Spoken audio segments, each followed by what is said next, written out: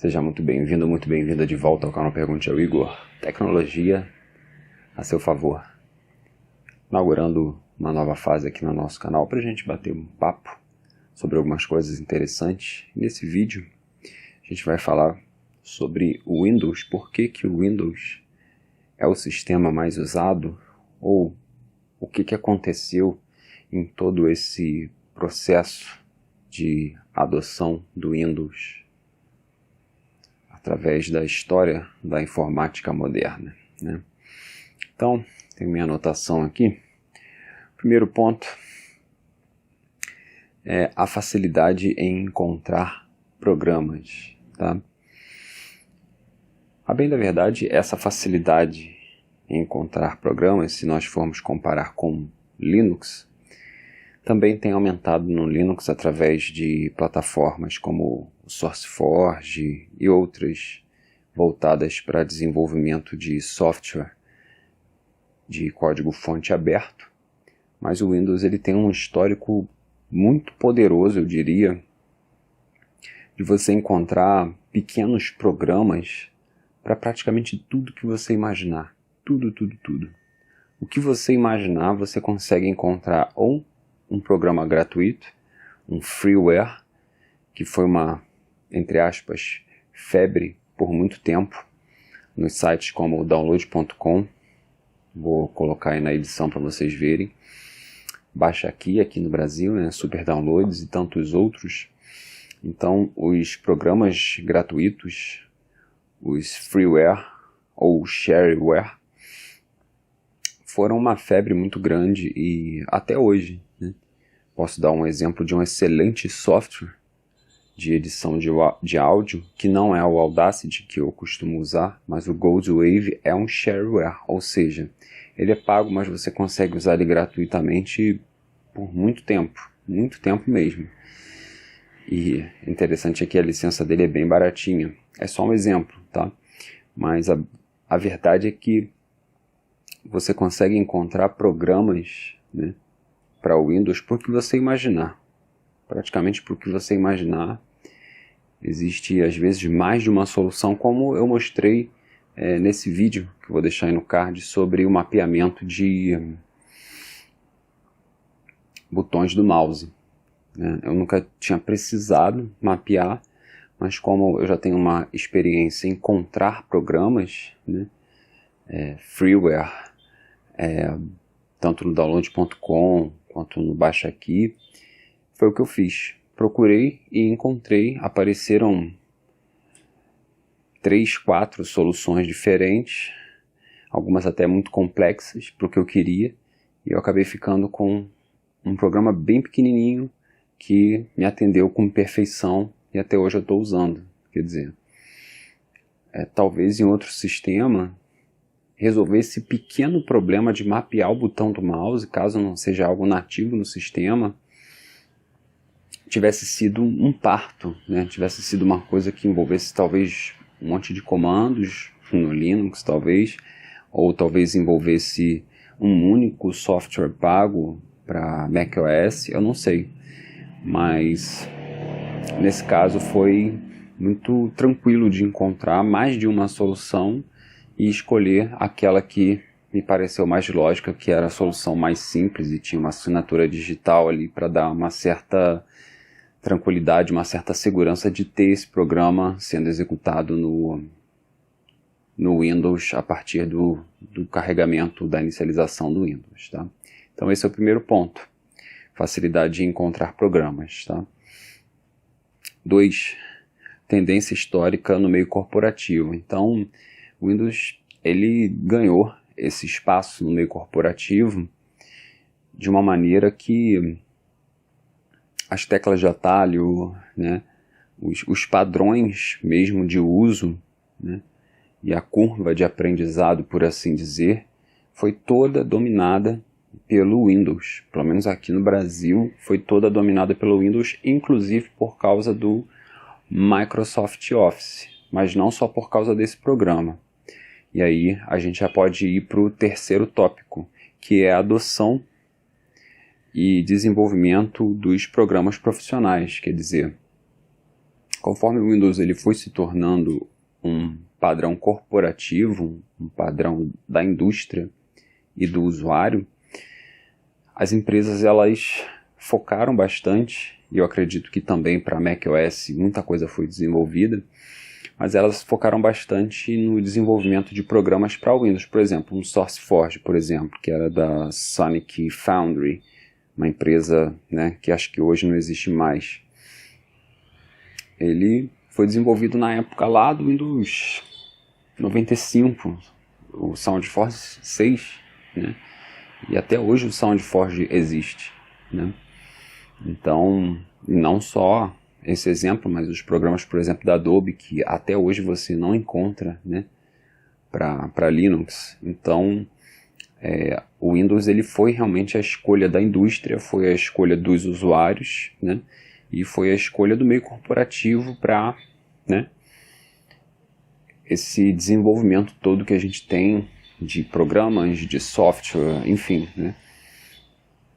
Tanto que, por exemplo, o Photoshop, né, que é da Adobe, ele começou com versões assim, né, para o Windows 3.11, acho que o Photoshop 2 ou 3 já era para o Windows 3.11, quer dizer, já existia alguma coisa antes, e você vê hoje a potência que é, né, o Photoshop, né, e tantos outros programas que a gente sabe que não existem para Linux, e existem até para macOS, alguns deles até funcionam melhor no macOS por alguns motivos que a gente não vai elencar aqui, mas todos eles primariamente feitos para Windows. Muito raro você encontrar um programa que seja uma exclusividade do macOS, com exceção daqueles que são desenvolvidos pela própria Apple, né? Em geral, todas as grandes empresas de desenvolvimento de software, elas priorizam o desenvolvimento para o Windows, tá? Então, nosso próximo ponto é a compatibilidade entre versões. Isso pode parecer algo trivial, algo impensável, mas se você for parar bem para raciocinar, um executável do Windows, tirando o Windows 3.1, mas um executável do Windows 95 em diante, ele pode ser executado hoje no Windows 10, sem problema nenhum, sabe? Você pode executar versões de programas, né, e executáveis que a gente chama de standalone, né, que não precisam de uma instalação, e jogos muitas vezes antigos, né, apesar de que alguns dão problema, mas tem muitos jogos que foram feitos ali para Windows 95, Windows 98, e você consegue instalar hoje no Windows 10, sabe? Pequenos executáveis que você consegue executar, às vezes com algum bug, alguma coisa, mas você consegue rodar o programa no Windows 10. Então, assim, essa compatibilidade entre as versões, ainda que o sistema esteja obsoleto, no caso do Windows 95, Windows 98, os programas, eles continuam valendo, eles continuam sendo usáveis. E talvez você pense, você está chovendo no molhado porque em outros sistemas você tem o mesmo efeito. Não sei se é exatamente assim, tá? Óbvio que versões mais recentes dos programas já não rodam nos Windows antigos, mas os programas antigos do Windows, eles basicamente funcionam em qualquer Windows. E essa compatibilidade, que existe até no próprio Windows, né? Vou deixar uma pequena gravação aí mostrando, né, o modo de compatibilidade do Windows. É todo pensado, né, esse modo de compatibilidade, para que você execute programas executáveis, sistemas que foram desenvolvidos para versões antigas do Windows. Então, você consegue rodar um programa que foi criado para ser executado numa tela de 256 cores apenas, sabe? Então tem umas coisas assim que tornam um sistema muito robusto, né? E é óbvio, Isso não isenta o Windows de todos os problemas que ele tem e todos os defeitos que ele tem. Mas é um gigante, né? Então, sendo um gigante, vai ter muita coisa, entre aspas, errada para você reparar. Mas é porque ele é grande demais. Ele é, não diria too big to fail, mas ele é grande demais. Ele tem nuances demais, né? E eu não sei se outros sistemas, eles mantêm essa linha do tempo em si próprio, como é um exemplo muito bom, o modo de compatibilidade do Windows, né? Que vem sendo mantido e tem várias opções para você executar várias coisas dentro do próprio Windows. Talvez até algumas coisas de MS-DOS você consegue, né, executar, enfim. Muitas vezes com emulação, né, DOSBox, mas não vem ao caso. Então, né, essa compatibilidade entre as versões, né, do sistema para rodar um programa, que é o objetivo pelo qual você usa um sistema, ela é muito boa, né? E o quinto ponto do porquê que as pessoas usam mais o Windows, ou porquê que o Windows se tornou um padrão da indústria, é a guerra dos browsers. Porque assim, depois do ano 2000 especialmente, né, a internet se popularizou muito. Aqui no Brasil, né, isso aconteceu principalmente depois do ano 2000, e acredito que no resto do mundo todo, né, onde tem uma população maior, é onde também estão os países subdesenvolvidos ou emergentes, né? Então, no ano 2000, se você for parar para observar bem, o Google nem existia, quem dirá o Google Chrome. E a guerra era entre Netscape, né? Até mais ou menos aí uns 2003, mais ou menos, né? Quando surgiu inclusive o Mozilla Firefox, por essa época aí. Mas a guerra era essa, era o Netscape e o Internet Explorer, né? Então, muito do que era desenvolvido para Internet Explorer ou Netscape. E como desenvolvedor, eu posso dizer que aí surgiu o cross-browsering, né? O desenvolvimento cruzado entre navegadores, né? Porque havia diferenças, né? Tipo, havia uma espécie de queda de braço, né? Algumas coisas eram de um jeito no Internet Explorer, outras coisas eram de outro jeito, principalmente a parte do JavaScript e também do CSS, no Netscape. E aí começou a surgir uma interseção, uma convergência, né? Onde você fazia um JavaScript que funcionasse tanto para Internet Explorer quanto para Netscape. E a observação mais importante aí é que, fora os sites muito grandes, tipo a Amazon, esses sites gigantescos, né, dos Estados Unidos, onde o macOS é muito forte,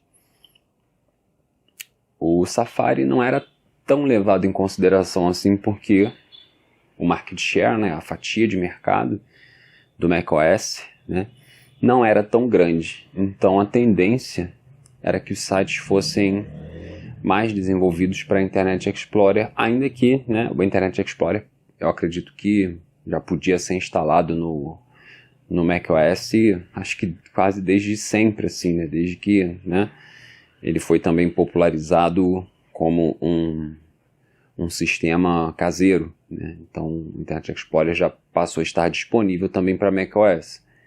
Mas isso acabou puxando um pouco, né, ou pesando um pouco mais na balança para o Windows, já que o Internet Explorer é um navegador do Windows, né?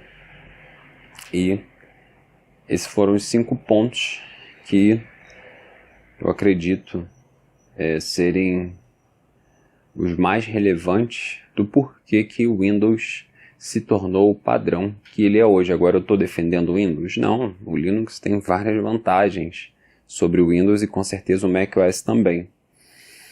E como eu falei anteriormente, pelo Windows ser muito grande, ser uma coisa muito, né, gigantesca no sentido mesmo de complexidade e de história, né, ele tem muitos problemas, né?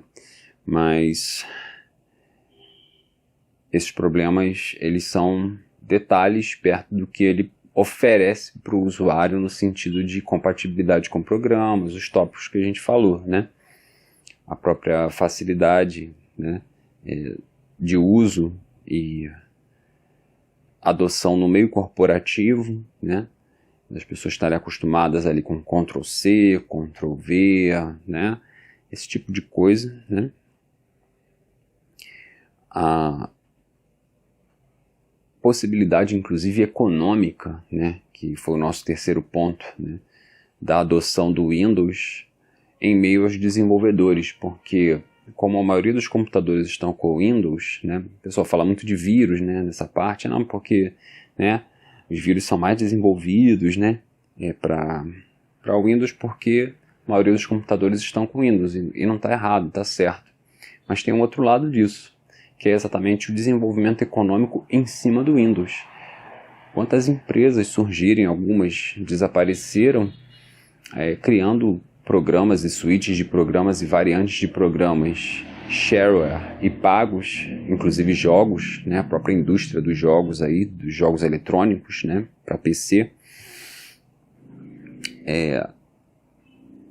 não movimentaram milhões ou bilhões de dólares, né, do pequeno desenvolvedor que fez ali um programinha específico para uma coisa e vende ali baratinho. Isso existe até hoje, quando você navega em sites de desenvolvedores. Eu vou citar um aqui que eu admiro bastante, que é o Carifred, do carifred.com, desenvolve soluções sensacionais como Simple Backup, né?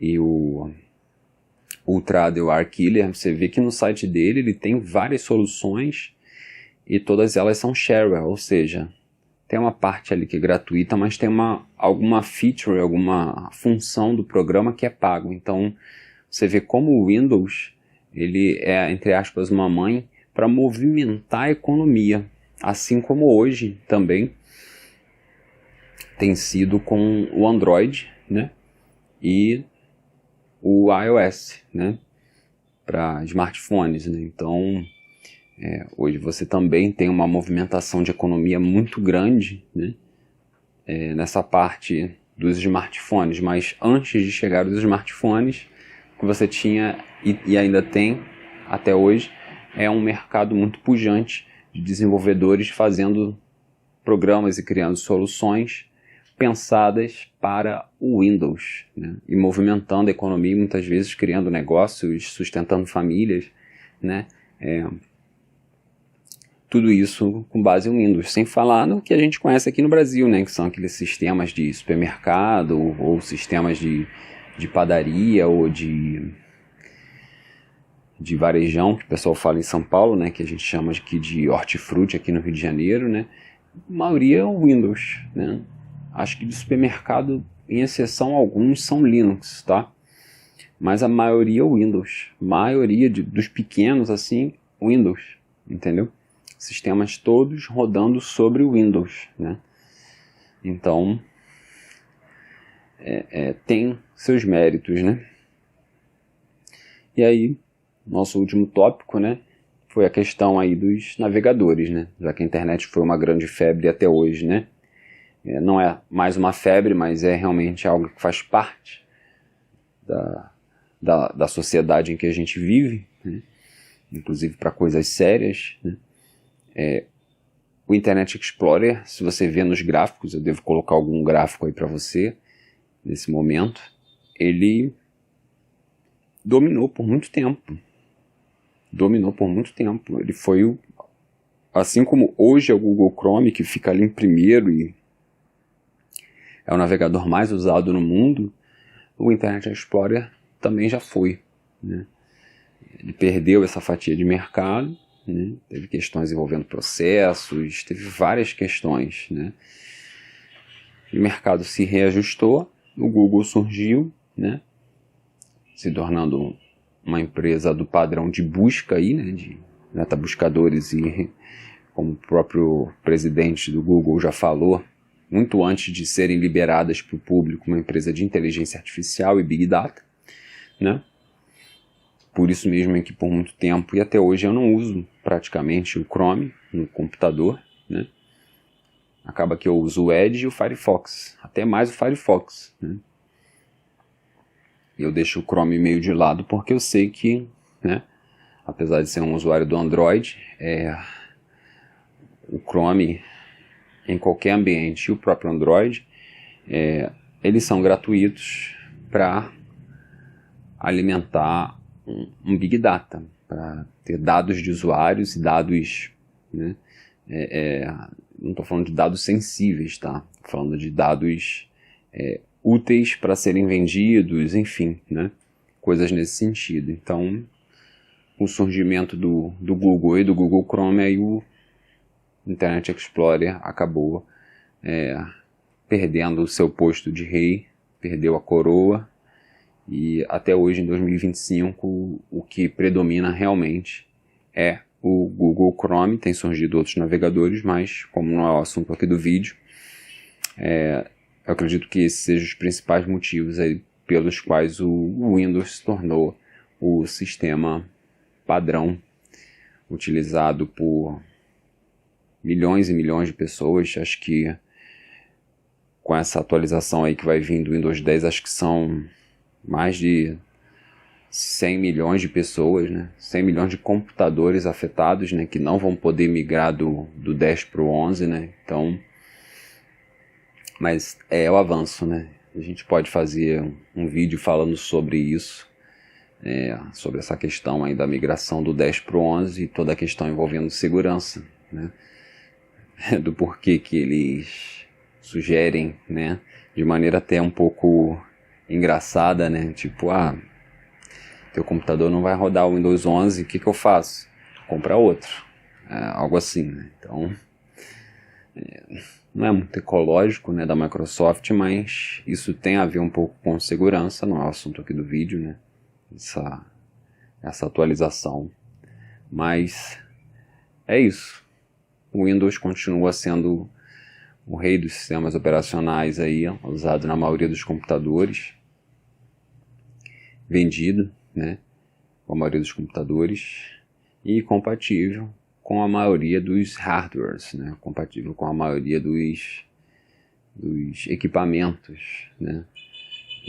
Alguém já disse uma vez que o Windows seria nada mais nada menos do que um sistema com um grande banco de dados de hardware, né? E quando ele disse isso, nem existia ainda o Windows 10, que na minha opinião foi o sistema que melhor trouxe compatibilidade, ou seja, com o Windows 10 você pluga o equipamento ali, a não ser que seja algo muito especial, como um equipamento de mineração, de Bitcoin, alguma coisa assim, mas se for uma coisa que vende assim, que é compatível com o Windows, você pluga, o Windows já reconhece. O 11 então nem se fala, o 11... Empresas como a HP, elas já nem estão mais fornecendo os drivers, eles só ensinam, para você usar no Windows 11 é só você ir lá e adicionar que o Windows 11 já resolve, você não precisa nem instalar nada, entendeu? Então essa compatibilidade, que poderia ter sido um sexto ponto, né? Compatibilidade com o hardware, né? Com os equipamentos, né? É também algo muito positivo no Windows, né?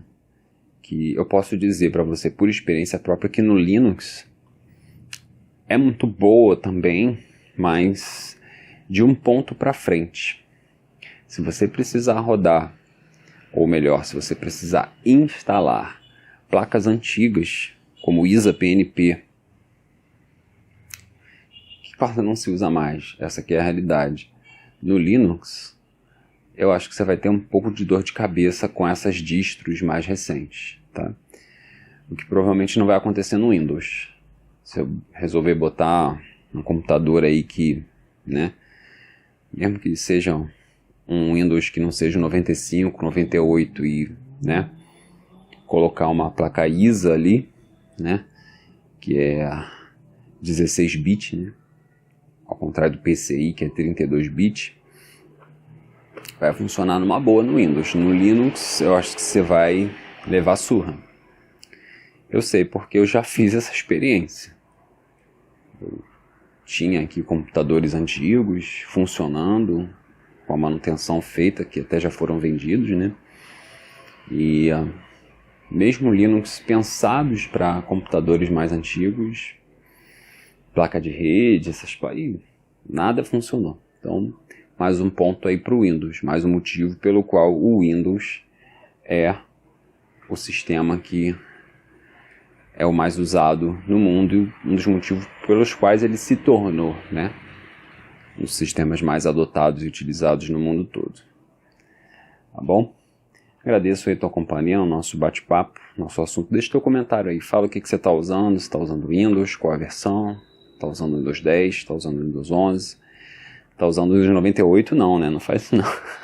XP, quem sabe, né? Tem algum usuário aí do XP.